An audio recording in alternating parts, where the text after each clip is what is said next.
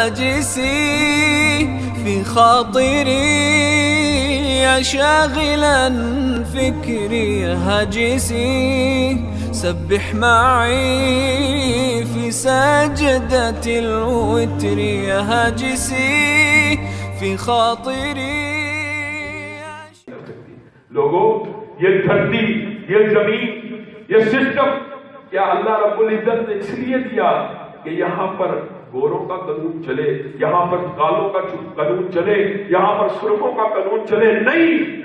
افحکم الجاہلیت یبغون، کیا تم چاہتے ہو جاہلیت کے احکامات نازل ہو جائیں، جاہلیت کے حکم نازل کر دیے جائیں، جاہلیت کے حکموں کا مسلط کر دیا جائے؟ ومن احسن من اللہ حکما لقوم یوقنون، اللہ کے حکم سے بڑا کوئی حکم نہیں. اور حاکمیت اعلیٰ کا، حاکمیت کا یہ تصور ہمارے معاشرے میں ناپید ہو چکا ہے. وہی افراط و تفریط کی بات، ایک طبقہ ساری زندگی صرف توحید حاکمیت ہی کو بیان کرتا رہتا ہے، اور ایک طبقہ توحید الوہیت وغیرہ کے بعد توحید حاکمیت کا ذکر ہی نہیں کرتا. یہ افراط و تفریط ہے. زمین کے اوپر بھی حکم اللہ ہی کا نافذ ہونا چاہیے. عجیب سسٹم ہے. یعنی گوروں کے قانون کے لیے انسان سر کھپائے، مجلسیں ملے، ذہن ملے، برین ملے، قانون سازی ہو رہی ہے. اللہ نے جو قانون نازل کیا ہے اس کو معاشرے میں نافذ کرنے کی کوئی فکر نہیں. انہ لقول الفصل، اللہ کہہ رہا ہے انہ لقول الفصل، یہ کتاب فیصلہ کرنے کے لیے نازل ہوئی ہے، فیصلہ کن کتاب ہے. وما هو بالحزل، یہ کوئی مذاق کی کتاب نہیں ہے. اس کا تم مذاق اڑاتے ہو. جس کا دل چاہتا ہے جو مرضی فیصلہ قرآن کے خلاف معاشرے میں نافذ کر دے.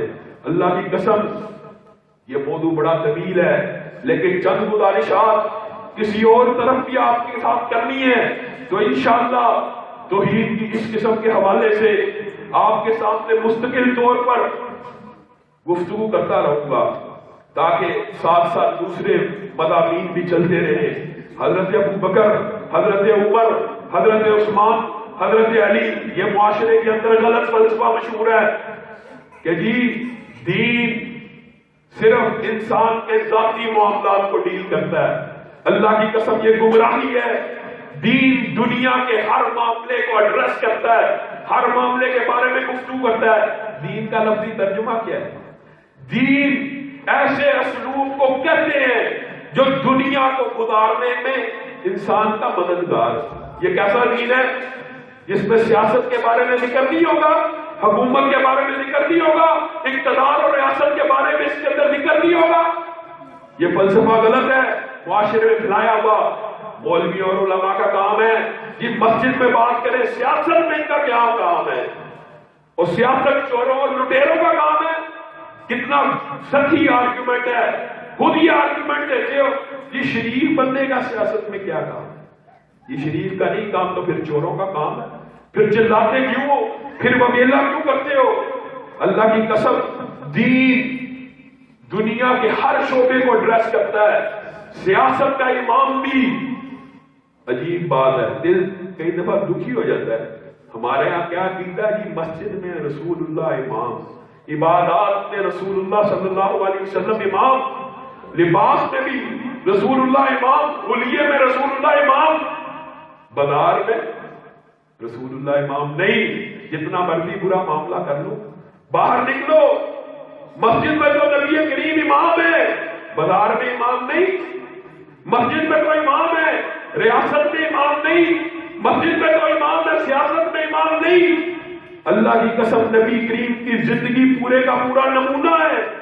سیاست میں بھی امام ہے، ریاست میں بھی امام ہے، طرز سیاست کے اندر بھی قائد نبی کریم ہے، طرز معاشرت میں بھی نبی کریم ہے، طرز معاملات میں بھی نبی کریم ہے. یاد رکھیے توحید حاکمیت کا ایک اہم جز کیا ہے؟ توحید حاکمیت یہ ہے حکم نافذ ہوگا یا اللہ کی کتاب کا ہوگا یا رسول اللہ کے فرمان کا ہوگا. بعض لوگوں نے یہ سمجھ لیا، حدیث ہے، میں اپنی طرف سے بات کروں تو بات ہے کہ صرف قرآن صرف قرآن، صرف قرآن۔ پچھلے دنوں ربانی صاحب آئے، انہوں نے پے در پہ کتاب اور حکمت کے بارے میں ثابت کیا۔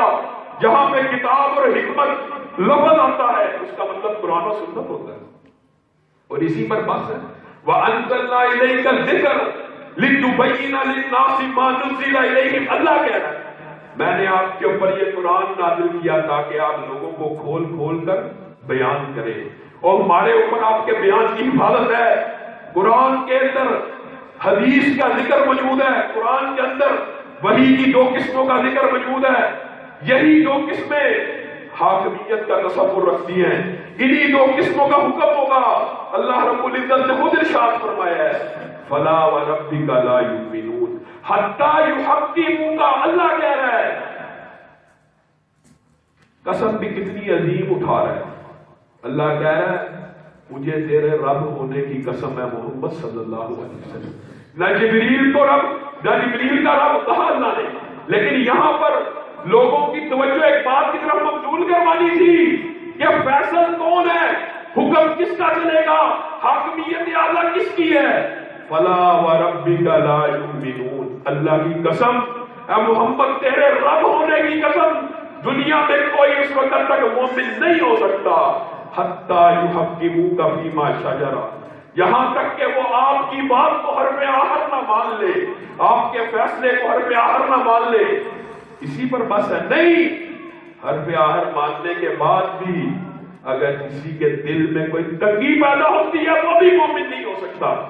مشہور روایت ہے، روایت کے اندر کلام موجود ہے، لیکن حضرت عمر کے پاس ایک بندہ آیا، کہا میں نبی کریم کے پاس گیا تھا فیصلہ کروانے۔ اچھا فیصلہ کر دیا؟ ہاں نبی کریم نے میرے خلاف فیصلہ کر دیا، یہودی کے حق میں فیصلہ کر دیا، آپ کو میں اب فیصل بناتا ہوں۔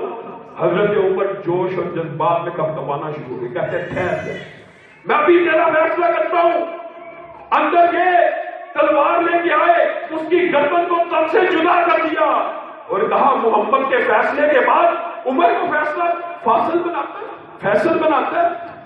حاکمیت کا تصور یہ ہے اللہ اور رسول اللہ جس کے بارے میں احکامات نازل کر دیں، پھر انہی کا حکم چلے گا، پھر انہی کا فیصلہ چلے گا، اور یہ کتاب مذاق کرنے کی کتاب نہیں ہے، انہ لقول الفصل، یہ فیصلہ کرنے والی کتاب ہے۔ کتنی عجیب بات ہے کہ نبی کریم فیصلہ کرتے، اللہ فیصلہ نافذ کر دے، پھر آپ اماموں کے پیچھے بھاگے، مولویوں کے پیچھے بھاگے، ان سے فتوے لیں۔ اللہ کی قسم یہ اللہ کی حاکمیت میں شرک ہے، لوگوں کو پتہ نہیں۔ اللہ حکم نازل کرنے والا ہے، نبی کریم صلی اللہ علیہ وسلم نے زندگی کے اندر ایک حکم ذاتی نہیں بیان کیا۔ وما ينطق عن الهوى ان هو الا وحی یوحی، نبی کریم اپنی مرضی سے بولتے ہی نہیں، جب بھی بولتے ہیں اللہ کے حکم کے تابع ہو کے بولتے ہیں۔ تو شریعت کا اصل منبع اور محور اللہ کی ذات ہے، شریعت اللہ کی طرف سے